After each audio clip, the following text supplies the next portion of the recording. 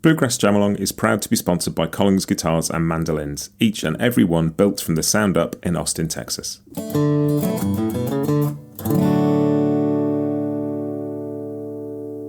This episode is also brought to you by Peghead Nation, the home of roots music instruction.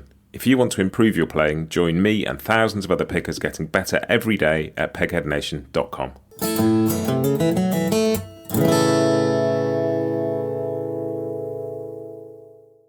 Hi, this is Happy Traum from Homespun Tapes, and you're listening to Bluegrass Jamalong, the podcast for anyone and everyone who plays bluegrass.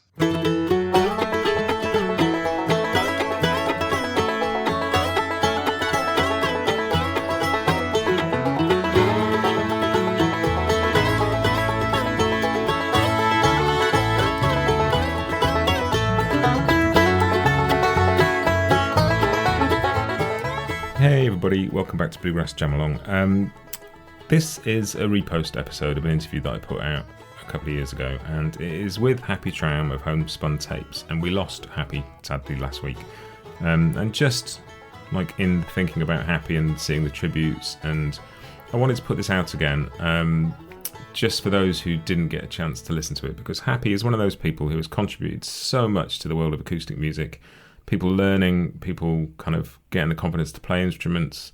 Some of the most iconic books on learning these instruments have come from Homespun and from Happy. And some extraordinary documents, including the videos with Tony Rice and other players. That Word document is something that you'll hear later in this interview. Happy sort of mentions that they were very conscious of documenting as well as teaching. And that really inspired me when I interviewed Happy for this episode. Just the idea that you could...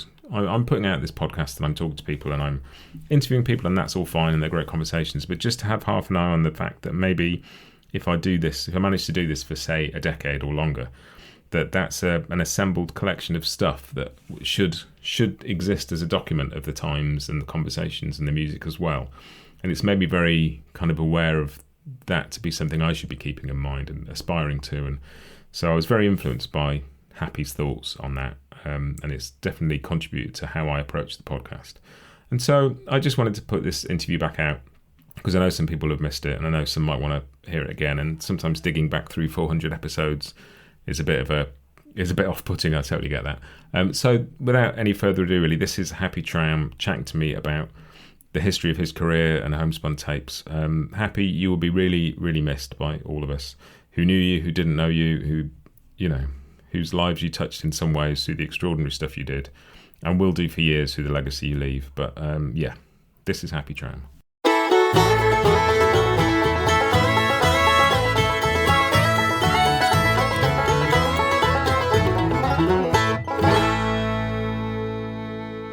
My guest this week on Bluegrass Jamalong is Happy Traum. Happy is a great guitar player, great musician, great teacher, but most of us probably know Happy through Homespun. Happy has been in so many of our homes with some of the world's best musicians, teaching us to play, inspiring us, and it's a joy to have him here. Happy, welcome to the podcast. Thank you. Nice to be here with you. I think I'd like to start just by saying thank you on behalf of me and behalf of the hundreds of thousands of people you've helped over the years. I think for musicians like me, like the inspiration might come from Tony Rice or Doc Watson or Bill Monroe or somebody, but the support and just the people you've encouraged and enabled and allowed to grow as musicians over the year are like countless, and it's just been a joyous thing, and I thank you very much. Oh, yeah, thank you. It's a nice tribute. We have been doing this a very long time, and when we started out, we had no idea that it would build to what it's become 50-something years later. It's almost 55 years now. Incredible. And it by the sound of it, it started out as a sort of problem-solving thing for you to be able to teach people while you were away. Yeah, pretty much. I had written a couple of books about guitar styles, mostly one called Fingerpicking Styles for Guitar. And that was a pretty popular book. It was the first of its kind because I took it upon myself to transcribe the music of people like Doc Watson, Etta Baker, Elizabeth Cotton, traditional Merle Travis, traditional finger pickers. And I painstakingly took solos that they did and the songs that they did and put them in this book. And it was the first time anybody had ever done anything like that.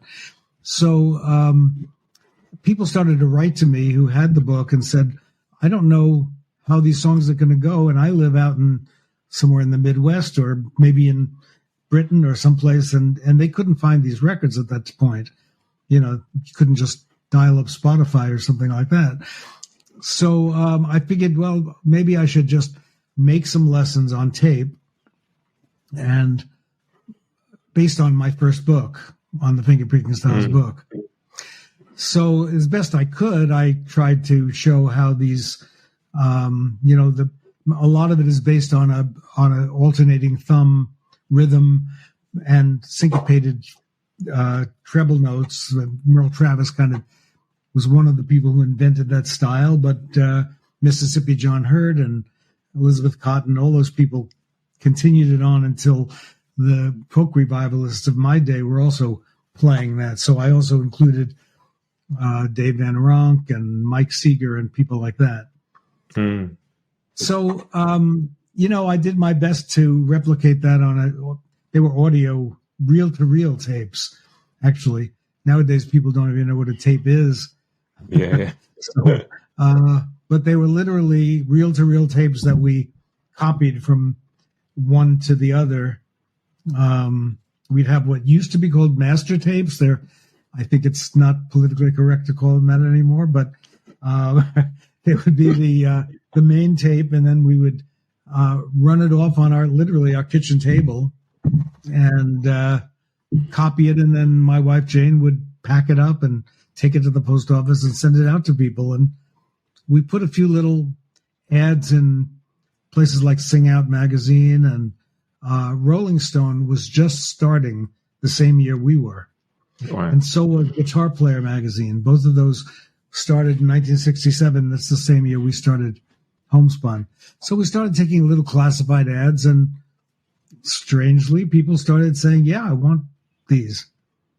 And so when we got a good response, we said, well, we got lots of friends here in Woodstock and people that I play music with. Maybe I'll get them to do some tapes too. And that's what kind of started the whole thing. So who were the first people that you got involved then?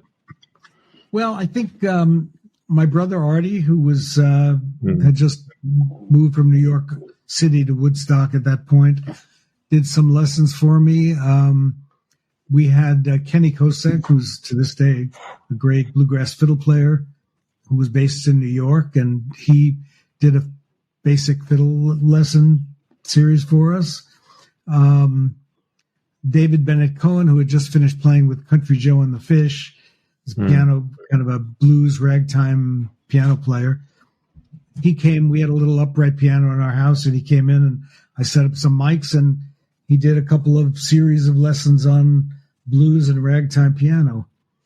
And that just got us started. And another one was Bill Keith, great banjo player who moved to Woodstock right around that time. So I corralled Bill and got him into my living room. All these were recorded literally in my living room with simple, like a Wallen Sack reel-to-reel recorder and a couple of funky microphones. I mean, I never expected it to be anything very, long-lasting. What did I know back then? And I guess the name Homespun came from all that then. Literally recorded at home, duplicated at home. Exactly. Jane came up with it, and she said, well, we're spinning these tapes on the table here. Let's just call it Homespun. So it was her brainchild. And my wife has been a part of the business. Actually, probably the bigger part of the business. I do the music stuff, and she keeps it all together. So she's the reason it still exists, really. And that must have been quite an undertaking, sort of posting reel-to-reel tapes out to people, and just the cost of the tape and the cost of sort of shipping it around the world to people. Yeah, It was. In fact, the most challenging part was putting tablature together. And how do you, at that point, it wasn't so easy to go to a quick copy place and just copy it. So actually, the publisher who published my books had a Xerox machine.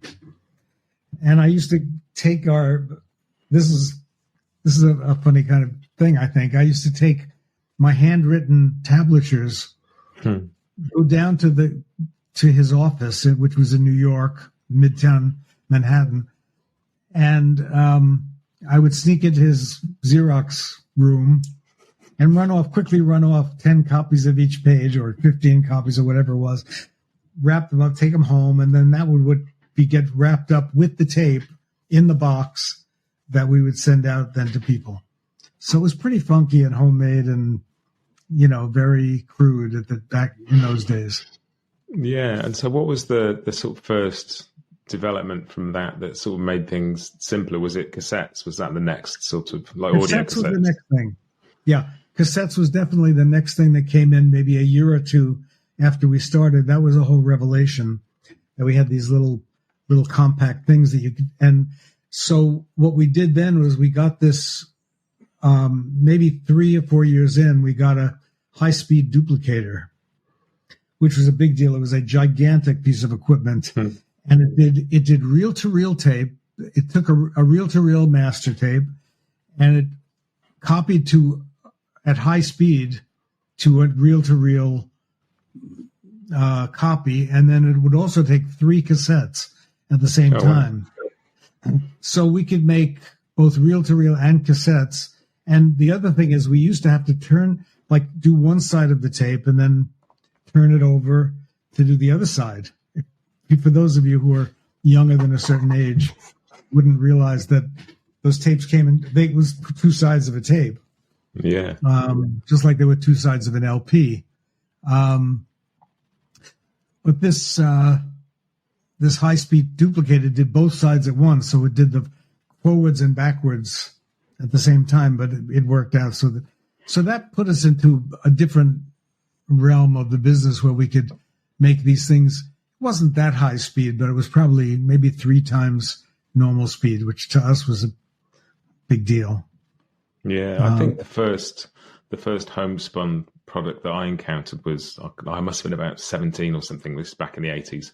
And like a friend handed me this box of Richard Thompson transcriptions and cassettes and went, listen to this. You can sit at home and learn like these pieces. And Richard Thompson teaches you guitar, and just having my mind blown that like this person whose records I listened to could come and sit in my bedroom with me and teach me how to play. Yeah. It's just, it's such an intimate thing. I think we did Richard a little later. That was probably the early 80s, maybe just before videos came in. I remember I went out to California. I don't remember if I was there anyway, but I met up with him. He was living in LA at the time. So I convinced him. He at that point, he wasn't much of a teacher. Now he's gotten more into teaching because he has this camp that we do every summer. We do it together. I'm part of the thing. And anyway, that's a diversion. But yeah, so what happened was by the time the 70s came around, I started going further afield and getting more of the bluegrass people involved. People like Dan Crary, who was a natural teacher. Dan is not only a fine guitar player, but a very, very good teacher. And then I met people like Sam Bush, convinced Sam Bush to make mandolin. These were still audios before videos came out. Tony Rice, did a bunch of stuff with Tony Rice. Tony Trishka with Bill Keith. I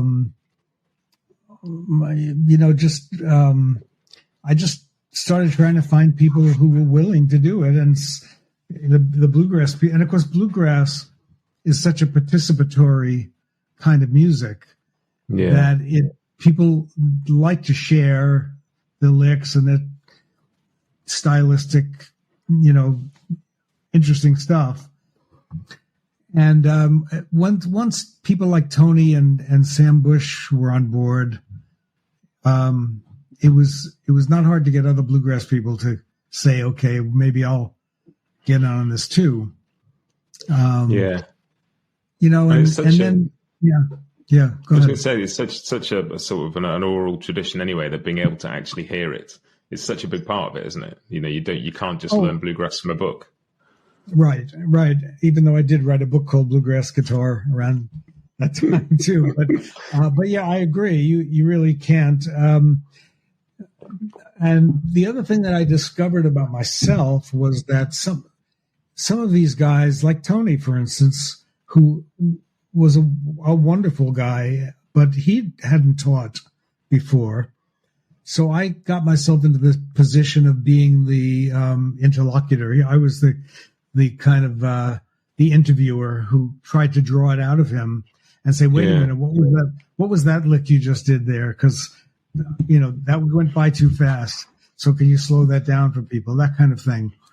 And I ended up, there are some bluegrass and other folk, blues, rock artists that are natural teachers and do it all the time. Somehow Sam Bush was always a natural at just either looking at a camera or going to a microphone and just talking and doing it. Other people like Tony, not so much. So people like Dr. John, who I did originally on audio tapes on piano, New Orleans piano. He was another one. It's so natural for these guys to sit down and play that they don't actually analyze it themselves. So I had to say, you know, stop, you know, people aren't going to know what's your left hand doing, what's your right hand doing, you know, how are you holding that pick, you know, that kind of thing. So yeah, it was a little more challenging on straight audio because I had to really say, okay, now talk about your left hand, now talk about your right hand. When we got into video in the early 80s, then we could do multiple cameras, split screens, and you could see up close what people were doing. I think that's really interesting. You were sort of talking about whether people are naturally teachers or not. And those the videos you did with Tony Rice and you did some with Norman Blake as well, where you sort of sit in conversation with them almost, and then you stop them and say what you're doing. Like I find myself going back to those and just watching them with a beer sometimes because they're just like they're watchable in their, whether you're sitting there with your guitar trying to learn something or not. They're fascinating documents. And there's a couple that you did with Sam Bush doing the same for Bill Monroe and sort of getting Bill Monroe to talk and bring it out. And they're really interesting sort of documents in their own right. Yeah, that was one where we were completely, I mean, that was getting Bill Monroe to sit down on a video, and John Hartford interviewed him and get his band, the Bluegrass Boys, behind him, and all that stuff was a huge thing. I couldn't have done that without Ralph Rinsler and the Smithsonian. Ralph Rinsler was at one time Bill Monroe's manager and also a musician in his own right. But then Bill Monroe was not much of a teacher, and at this point he was quite an advanced age as well. So after we did that, I got a hold of Sam Bush and I said, can you be the interpreter of Bill Monroe? So we did a separate video with Sam taking what Bill did and breaking it down for the player. I always have in mind what the player who's maybe not that accomplished is going to grasp from these things that we're putting out. And you don't want somebody to just say, oh, that was nice, but I have no idea what they did. Because then, we always had the idea that we were both teaching and documenting. You know, that was always part of our approach. And I think that is really interesting because, like, if you go back through the catalogue of you know the hundreds and hundreds of lessons you put out, it although it started as instruction, it sort of exists now as a document of some of these players aren't with us anymore, and stylistically the way the music's played has probably changed in the past few decades, and the way people talk about it, and it is a sort of archive. I don't want to say archive because that sounds like it's, you know, it's all in the past, but it is a sort of living document of how the music's changed and the major people in it, and it's incredibly valuable in its own right for that. Yeah, and it is. I do have a very strong sense that as time goes on and we lose people that this is kind of part of their legacy. You know, I mean, they have CDs, they have maybe some videos of performances, but this is something where they're actually talking about their ideas and how they think about their music. And in the last week, we just lost Kelly Joe Phelps, who was one of my favorites. And he did 2 videos for us. And I just feel, terribly sad that we lost him, but very proud that document exists of him talking about his music. And I was thinking about today.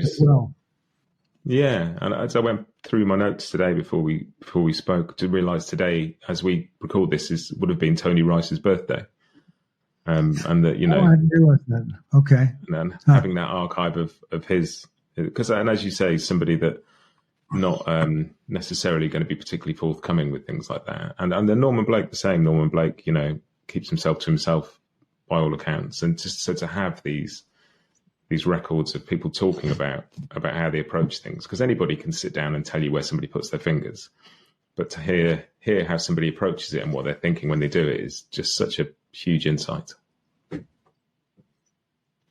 Right. Yeah, I agree. And I think Tony, for one, really appreciated what we did because, when I first approached him, it was around 70, maybe 1978 or so, 77, 78.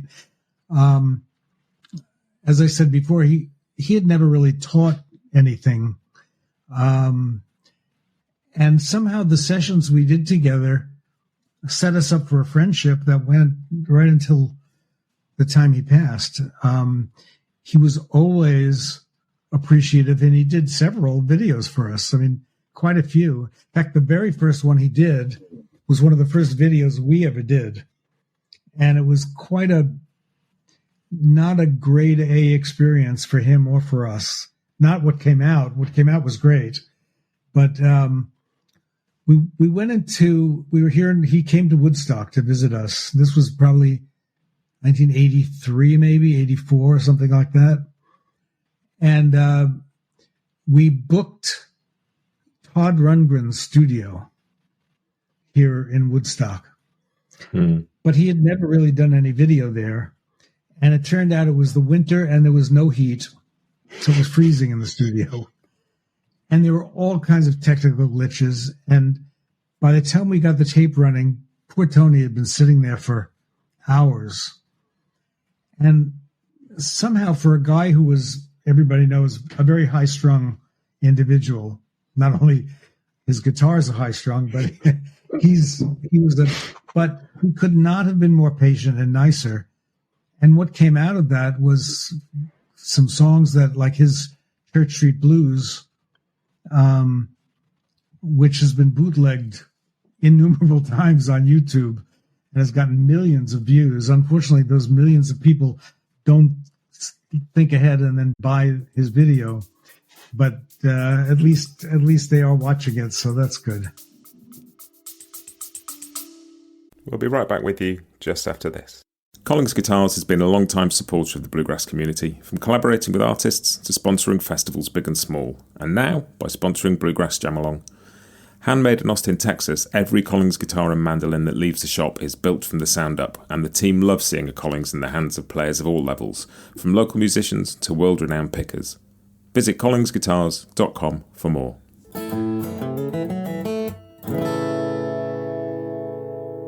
This episode is also brought to you by Peghead Nation, the home of roots music instruction. With 65 streaming video courses for guitar, mandolin, banjo, fiddle, dobro, bass and ukulele from some of the leading names in acoustic music, Peghead Nation has something for every picker. You'll learn the tunes and techniques you need to join in at jams and play the music you love, plus advanced techniques like improvisation, theory and ear training. Your first course is just $20 per month, and you can add more for $10 a month. Sign up for any course and get your first month free with the promo code JAMALONG, all one word. Join thousands of other players, including me, who are advancing on their instruments and having more fun playing the roots music they love at pegheadnation.com. Yeah, those ones with Tony are some of my favourites. I just find myself going back to those. I've got them, now you can buy the downloads and stream things. I've got those just on my phone, and if I'm ever stuck somewhere for half an hour waiting for something to do, I'll just watch a bit of Tony Rice or a bit of Norman Blake and just, feel a happy half hour.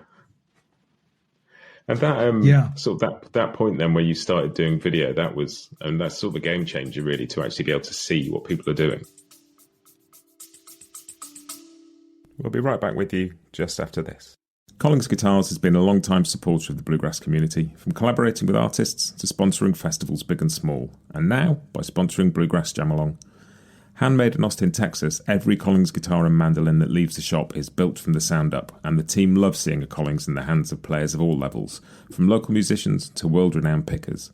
Visit collingsguitars.com for more.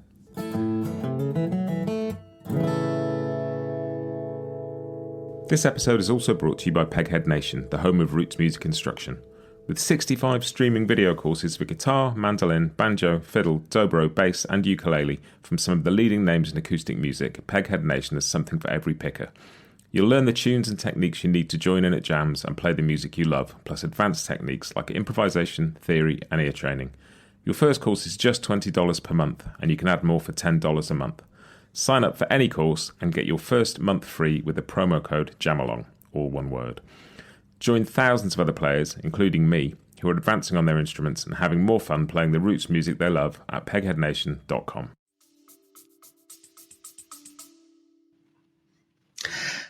As soon as I saw videotapes coming on the scene, I immediately said, we got to do this. When they were first coming out, in fact, we sent out a questionnaire to our mailing list at the time. I had no idea how many people were on it, and it was, of course, a physical questionnaire, like on paper, in envelopes, sending it out to, a few thousand people probably, saying, if we started making videos, would you be interested in buying them? And some huge percentage said, no, we're not interested in, we don't even know what it is. We're not interested. So we said we're doing it anyway. And it was quite a lot of learning on the spot, because I knew nothing about video production. I didn't, but I found a good videographer here in Woodstock and other places. Went to Nashville for a lot of our bluegrass stuff was actually shot in Nashville.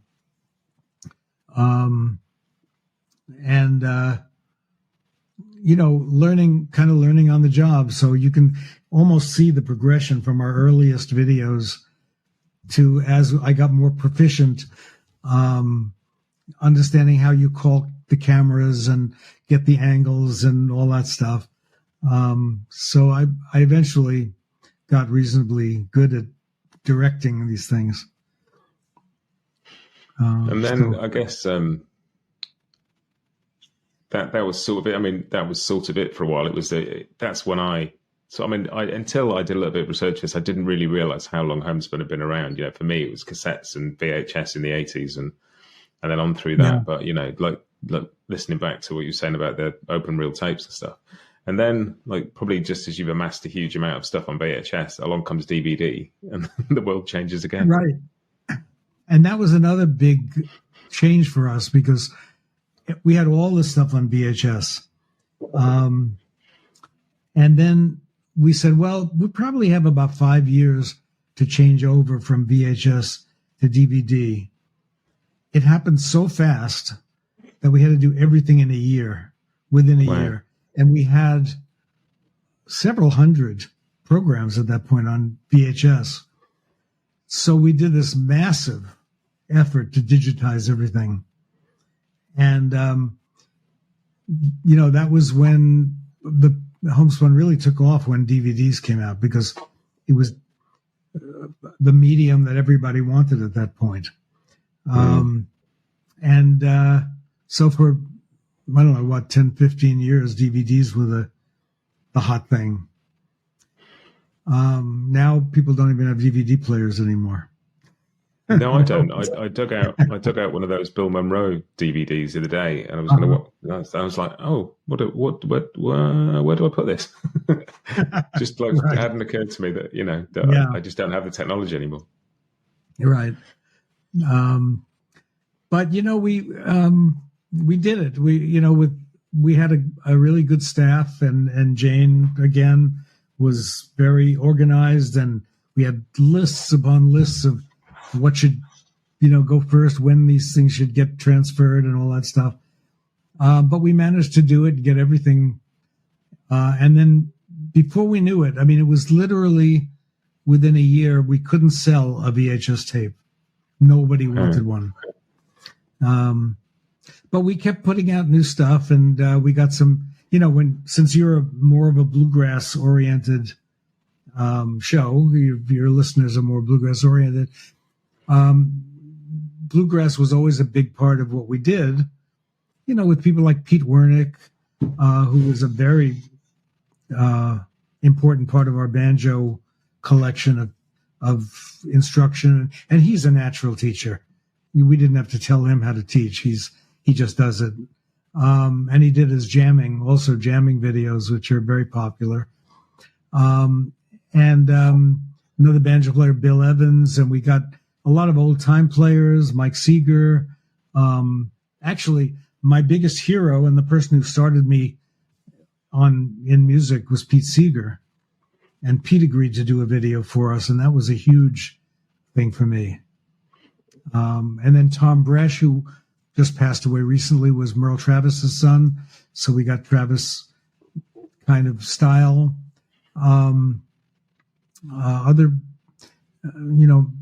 fiddle players, some great fiddle players, some bluegrass singers, Daly and Vincent, who are fantastic bluegrass singers, did 2 videos for us. The Nashville Bluegrass Band. We just kept trying to find people who we felt people wanted to learn things from.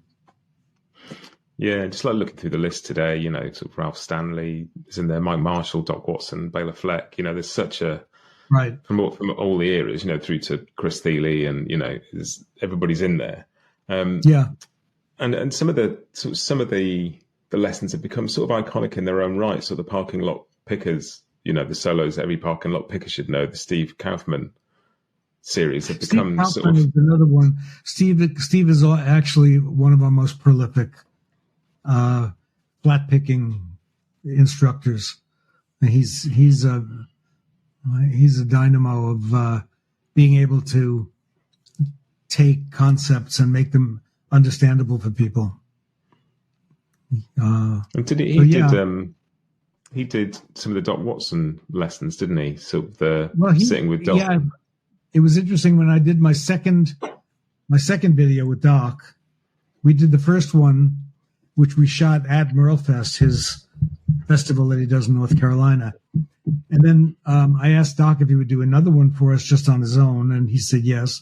So again, we went down to North Carolina, and he specifically asked for Steve Kaufman to be the guy to back him up, which was surprising because he had been working with Jack Lawrence and, other guitar players, but he wanted Steve. And Steve, maybe he understood that Steve was a real teacher. And Doc, again, was one of those guys, was not a natural teacher, although he certainly did an amazing job putting his talents out for people to understand. But he was such a wonderful, warm-hearted guy. And we got to work with Merle, his son, too, but that, unfortunately, he passed before we could do any video with him. But I went down to Deep Gap, where they live in North Carolina, stayed at their house for several days and recorded Merle doing his guitar stuff, flat picking and slide guitar, finger picking, too. So I got to know Doc and his family that way. And the other thing I should add, because it's part of my life, is what great friends I've made along the way with these people who are they're incredible artists. And I feel like, people like Sam and Tony and Bela and, all these people are friends, as well as people that made instructional videos for us. Yeah, I interviewed Tony Trischka fairly recently, and I spoke to him just the other day, and he said that you two had got together and done some playing recently. He played on my new CD, which is I'm just going to start mixing. I've got all the tracks now, and he came up to Woodstock just about maybe a month ago, and actually it was on my birthday in May, and he played on 2 songs that are going to be on my next CD. Which, because I'm not really a bluegrass player myself, but I incorporate some of that into my. So Jay Unger played some fiddle on a song, and Bruce Molsky played some banjo, and I sort of cross over into those areas. I'm more of a folky, a bluesy kind of guy, but I love bluegrass too. I was going to ask you about that actually, just sort of looking back across the decades at the catalogue of stuff, like with the idea that things are looked at as being blues or bluegrass or folk or old time, or was that sort of in the 60s, maybe 70s, was that as clear cut? Did people think of it as being distinct styles, or was it all sort of considered just acoustic music? Yeah, there was so much crossover. The Nitty Gritty Dirt Band was not a bluegrass band. They didn't come from the hills of North Carolina, but look at the impact they made on the bluegrass world with Will the Circle Be Unbroken? And I came out of the Pete Seeger, Woody Guthrie, Josh White, Brownie McGee, who was my teacher, blues and folk songs. But I got to hear Bill Monroe at Carnegie Hall, and I got to hear Platt and Scruggs at Carnegie Hall. So they came to New York. Clarence White came with the Kentucky Colonels and played at a little cafe in Greenwich Village. So, bluegrass was always kind of part of the scene, but it wasn't quite as delineated as something other. Maybe now it's a little more fractured. I'm not sure, but there's still a lot of crossover between old time music and bluegrass, and a lot of people play it all. I mean, look at Billy Strings, the new phenomenon of guitar playing, and he plays everything. And I don't think he'd be pigeonholed into saying, I just play bluegrass, because he doesn't. And, you could say that, and mention Chris Thiele and the Punch Brothers and people like that. There's a lot of bluegrass in there, but it's a lot more than that too. So the music world, I think, has expanded, even though there are pockets of like festivals where you still can't bring drums, or electric instruments. There is that, and I think that's good that stays that way too. Yeah, there's certainly enough breadth of music and festivals, and that's one of the joys of living in such a connected world, is that whatever it is you're into, however niche it is, you can find some people who just like that, but you also can find lots of other, like somebody like me living in England, I can feel connected with through things like Homespun, but also through Facebook or Artist Works or YouTube, or Sure. I feel connected to a community of musicians who like the similar kind of music that I like and are learning to play it. And I feel like we're all learning together, which is great. Yeah, and there's a long tradition of people in Britain playing bluegrass and American style music. I mean, not to mention rock and roll and rockabilly and all that stuff. In fact, a really good friend of mine who you may know, who's going to be coming over once again to be part of Richard Thompson's Frets and Refrains camp here, is Martin Simpson, who's, as you know, is just a totally brilliant guitarist, songwriter, singer. And he often incorporates American country and traditional American styles into his music. And he'll play banjo, or he'll play, old Appalachian ballads just as much as he'll play English ballads, or, that kind of thing. And I just love what he does. And I'm looking forward to seeing him here in my area again. Yeah. And sort of now things have moved on beyond DVD to the world of digital and streaming. Has that sort of made more of the content available to more people? Has that sort of totally opened it up? I think it does make it, it makes it available mainly because it's so instant. And especially if you're, for instance, if you're in Britain and you order it DVD from us, you're going to have to wait for it to go across the ocean. Or especially if you're in Australia or Japan, where we have people who buy our stuff. Now, wherever you are in the world, it's just a click away. There it is. It's instant. And frankly, we've actually, after I mentioned all the work we did in making all those hundreds and hundreds of VHS into DVDs, now we don't have DVDs anymore. It's all downloadable or streaming. So it's all just online. And in some ways, it makes things very easy for the customer. They don't have something in there. I still like to get CDs, for instance, and hold them in my hand and look at them and, all that stuff. But on the other hand, I rarely put them in a CD player. I just I put them in the computer, or I listen to some streaming service. And it's the same with Homespun. I think people now are used to the idea that, I want to play Norman Blake's song, so I want to learn how to play that. So I'll go to the Homespun site, purchase it, and there it is. Like right there, right that minute, you can do it. So anywhere in the world. So that makes a big difference, I think, to the accessibility of our stuff and everybody else's stuff.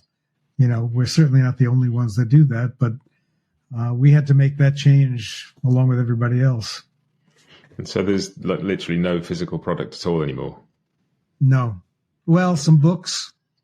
We still have some books with audio that you can download. We have some books through Hal Leonard Corporation, which was our distributor for many, many years, 20 some years when we had DVDs. And now they're doing some books with us and that kind of thing. So we're still publishing books with them. In fact, we have probably in the next few months, we're going to have a Homespun songbook, which will be a physical product, but it'll have 100 songs that with guitar chords and notes that I made for each song and how to play them and that kind of thing. And does the lack of physical product, does that sort of take away a huge logistical headache, or is it just a different logistical headache now? Oh, well, the main thing for us is that we don't have to have 10 people or 15 people packing and shipping stuff and printing labels and printing covers, and it makes it very much easier for us. And we can put something out in a matter of 2 or 3 weeks after we record it, rather than waiting for pressing plants and buying the boxes and printing the slicks and printing the tablature. Now it's just a PDF, and it just can go out almost. We just have to edit and put it together and send it out to people. So that makes it a very different process for us. And how much, curious to know how much of the lessons you've recorded over the years sort of haven't made it through to the sort of digital era, if the stuff that's naturally fallen by the wayside, or is it pretty much all still out there? Very few. There are a few that we felt didn't, maybe they were made early enough so that the video quality wasn't good enough, that kind of thing. A few audio products that we still have to digitize and maybe get out at some point. But it's very, very few. Almost everything that we ever made is available. So we're proud of that. And there's so much of it, I subscribe to your daily emails, partly because there's, offers and discounts in them, but partly it's just a way of finding out what's in the catalogue, because it's just a different selection of stuff every day. And there's so much in there, it sort of surfaces things that I didn't know existed. Well, that's the reason we do it in a way. And my wife, again, Jane, does most of the work on setting those things up every day, figuring out what didn't we do for the last 5 or 6 weeks or months or whatever, what do we need to bring forward? And because it is such a big catalog and it's no longer a paper catalog that we send out to people, things get lost. So these emailings help, as you say. They're always discounted stuff, and we try to bring to people's attention the things that we think maybe are really worthwhile, but they might not know who this person is. So this brings them to the front page, so to speak. Yeah, I bought a great just an audio course, but for sort of swing guitar rhythm the other day that I never would have found if I'd gone looking for it. I don't think it just wouldn't have occurred to me to probably Mac Dowling, who's a fabulous player and teacher, one of my favorites actually. So yeah, he's one of those guys. He's not a household name, so people might just sort of go by and not notice. So if we put him front and center, or that kind of thing is, I think, very useful for people. Yeah, and we've talked a little bit about some of the sort of specific lessons and the people you work with. I wonder if, and maybe it's sort of impossible over such a span of work, but if there's any people in particular or particular lessons you're most fond of or most proud of, or sort of look back on with a lot of affection. Oh, there's so many. We have some people that we've only managed to get one video of, but it's great. Like Brian Sutton.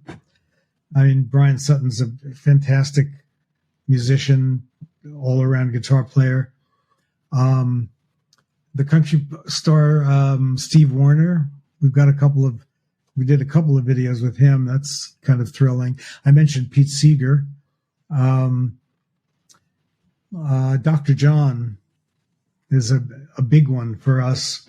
And that was a thrill to get him both on audio and video. Donald Fagen from Steely Dan did a video for us on his piano ideas. I'd have to be looking at our website myself to bring to mind some of these people. And I mentioned Kelly Joe Phelps, Woody Mann, who also we lost this year. Fantastic guitar player and all around musician, just wonderful player. So a lot of them are based on my personal relationships with people. And, as people like Tony Trischka, always such a treat to work with. Bill Keith, of course, who we lost a few years ago, was a close friend, lived just a mile down the road from us. And of course, you sort of taught lessons throughout as well, haven't you? You still teaching now through Homespun? Yeah, I still do. I mean, I'm sure I have more lessons than anybody else on Homespun. And that was my calling, even when I was in college, before I was a professional musician. I might have been playing for 2 or 3 years before I started teaching. And I took lessons with Brownie McGhee, the great blues guitarist, for 2 or 3 years. And when I got married right out of college, and the only way I could think of to make a living, other than the fact that I was an English literature major, which didn't do me much good, in the job market, I started teaching guitar, and then started playing in different groups. But when that fell down, I left a group, for instance, there's a group called the New World Singers in the early '60s that recorded for Atlantic Records and toured around for a while. And when I left that group, I went back to teaching guitar, and I actually continued teaching guitar privately for many years when the gigs were not as plentiful as they could have been. And I still, to this day, do some workshops. Every year I do at least 2 or 3 teaching guitar camps, one with Richard Thompson, one with Jorma Kaukonen, who's a wonderful guy, and I've done his camp for 20-some years. So I still do teach, and I still enjoy it. but I don't have a slew of private lessons anymore. I gave that up a while ago. And so what's coming up, like both for you and for Homespun? Obviously, you just mentioned you've got a new CD coming out soon. Right. That's separate from Homespun. That's my other side, my performing and, my solo side, more or less. We're still putting out new stuff. We just put out a new lesson in the last few days with Toby Walker, who's one of our most popular blues fingerpicking teachers. My son Adam, who's also a big part of I should have mentioned him earlier. He's been our main editor of videos, and he's produced a lot of lessons. He lives in California, so he's on the opposite coast, and he's making a series of lessons on kind of fretboard theory for us. How you get around the fretboard, how you know the notes and the strings and the frets and all that stuff. So that is something we're working on now and should be out in the next couple of months, I would think. So we're not putting them out at the pace we used to, but we're still putting out new stuff. And we have a few friends here in Woodstock that I'm trying to finagle into the studio. We had to stop for a while because people didn't want to get into a closed studio with the COVID thing going on. And, the music, the whole atmosphere has changed so much with the virus. So we're trying to get around that. And we have our own little studio now in our office and nice lights and cameras and setup. So, and I've been doing my own lessons there. So that, some of them would almost qualify as bluegrass, although I'm not a bluegrass player, but I did a lesson on Will the Circle Be Unbroken, but it's more of a finger-picking style thing, but it's sort of Mother Maybelle Carter style. You have your own signature guitar now, don't you, from Santa Cruz? I do. The Santa Cruz Guitar Company, which is a wonderful sort of boutique guitar outfit out in Santa Cruz, California, offered and I accepted this beautiful signature guitar that I helped design, and they made a whole run of them. They're still selling them in stores as far as I know, but I got mine, and actually my son actually just got one too. So we have twin guitars. It's an absolutely stunning instrument. And if anybody's interested in going to the Santa Cruz Guitar Company online on their website, you can see it's called an HT13. Cool. We'll check it out. I'll put a link in the show notes so people can go and see. Wonderful instrument. Yeah.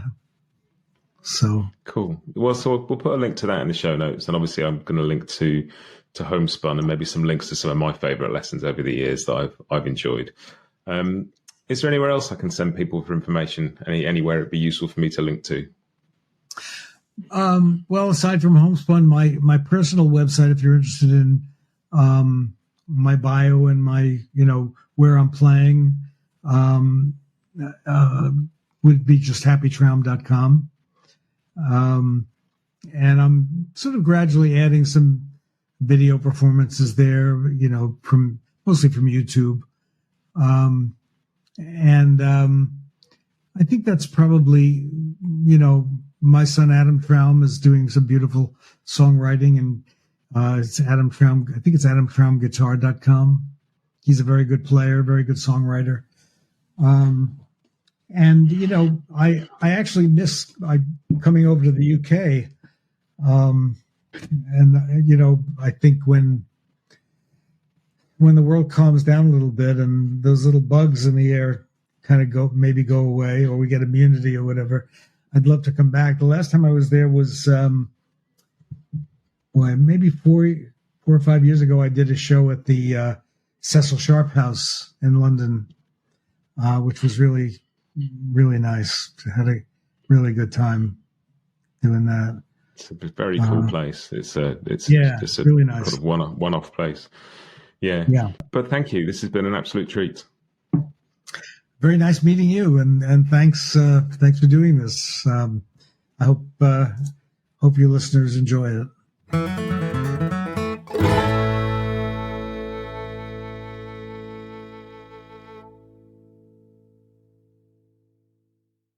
Bluegrass Jamalong is proud to be sponsored by Collings Guitars and Mandolins, making some of the finest guitars and mandolins in the world since the 1970s. Visit collingsguitars.com and find out why.